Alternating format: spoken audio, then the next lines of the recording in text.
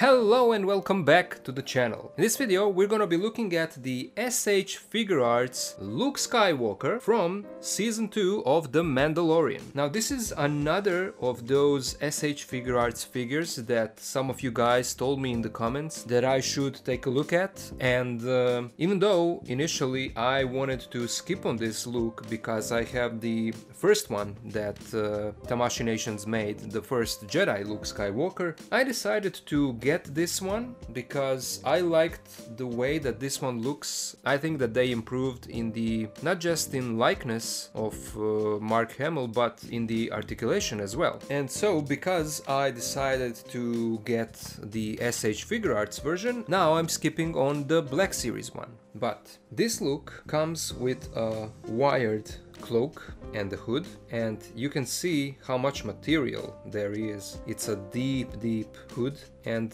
there is a wire that goes all around in here so that you can adjust the hood in whichever way you want. And even when you pull it back, when you mess around with that wire, it keeps the hood from popping back up, so that's great. But the problem with this cloak, and right away we are starting off with the problem, is that for some reason Tamashii Nations decided not to put a wire on these sides of the cloak. I don't know why, because that would be the logical thing to do. So there is a wire in this cloak, but it's only on the lower part here, and it goes all the way. And the problem with that is that this wire is not attached to anything, and because of that it's really difficult to manipulate, to hold the pose, you know. Nothing up here is holding it, and so it always wants to ride up. It looks like it's a hoop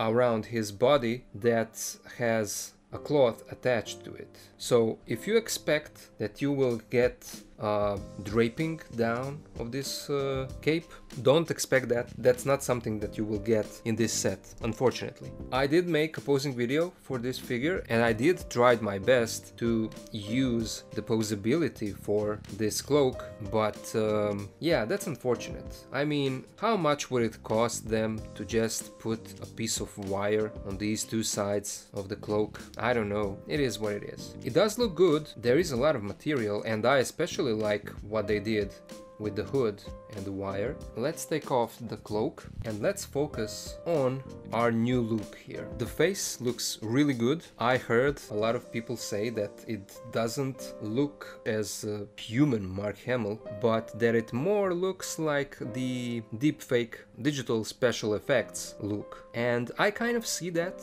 Yeah, but at the same time I'm really satisfied with how his face turned out here, because if you compare the new one to the old one, you can see that there is a clear difference. I'm liking the skin tone on the older one because the new one looks just too pale, but the likeness, I would say that this one wins in that department. I still love my first figure, and it's an amazing figure, but I think that this is a great upgrade. So the sculpting looks really good, the hair and all of these details. We no longer have the golden shine of the hair, and then the texture on this tunic looks phenomenal. There is the tunic that goes over the lower part of his robes, and these are more smoother type of robes. There is a lot of wrinkles, but there is no texture on it. And then the belt is done nicely as well. Here we have that hook to which we can attach our lightsaber hilt, and on the back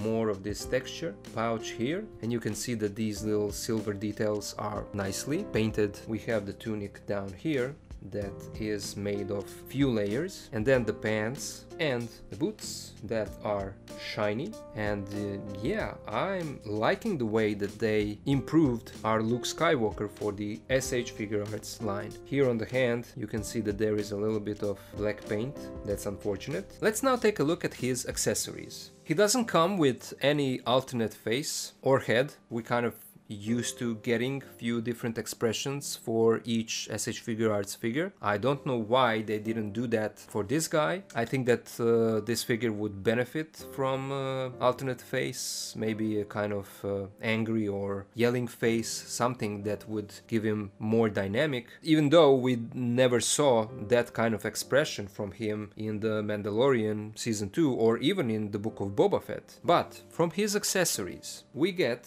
his unignited lightsaber hilt that is sculpted and painted really nice. And you can see that here is a hole so that you can attach this on a hook on his belt, and this upper part is removable because you get his green lightsaber blade that has that upper part of the hilt sculpted and attached to it, so that you have to interchange that upper part of the lightsaber. The green transparent looks really nice, but what is even more exciting is the alternate swinging effect for his lightsaber. And this is something that I'm saying all the time. I love when a company gives us this kind of effect that is meant to be used for more dynamic action poses, and I'm always saying that we should be getting this effect with each lightsaber user in the Black Series line, you know. S.H.Figuarts delivers again, and this is a beautiful, beautiful effect that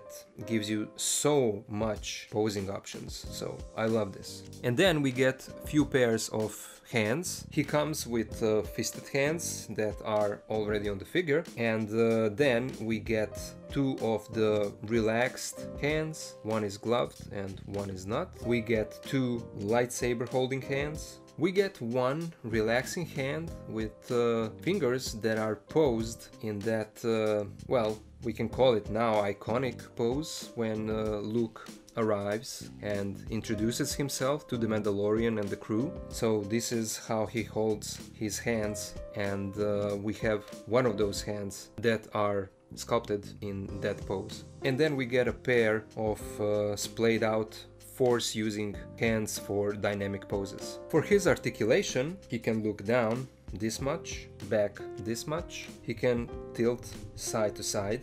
There is a nice butterfly joint. His hands go out this much and they rotate 360. We have a bicep swivel, double jointed elbow that gives us this much, a standard wrist peg for the S.H.Figuarts that can move in any direction depending on how you turn that peg. There is a cut at the lower torso so that he can tilt side to side and move, rotate. He can crunch forward this much, back this much. We have a thigh swivel. His legs go forward this much, back this much. We have a single bend in the knee. His feet move forward this much, back this much. We have a toe joint and a nice ankle pivot. Let's now compare our Luke here with some other figures. Here he is with the S.H.Figuarts Episode 3 Obi-Wan Kenobi and the S.H.Figuarts Return of the Jedi Luke Skywalker. Here he is with BANDAI model kit Darth Vader with custom soft goods and the Black Series A New Hope Darth Vader. Here he is with the Black Series Din Djarin and Grogu and the Black Series Return of the Jedi Boba Fett.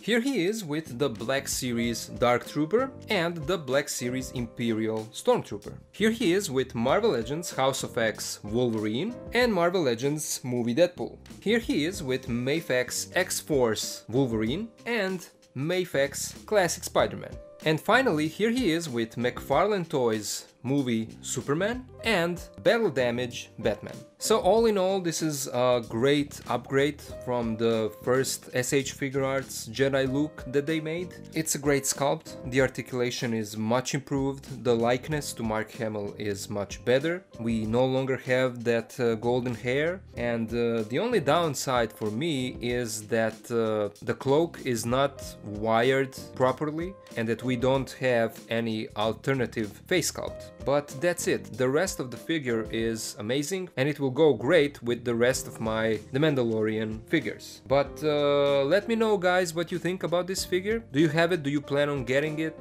What do you think about this look when compared with the Black Series version? Stay tuned for a posing video for this guy. It will be in the next episode. I had a lot of fun posing him, especially with these swooshing lightsaber effects. It's great that they gave us that. So stay tuned for that video. Thank you all for watching, thank you for being here with me, and I'll see ya in the next one.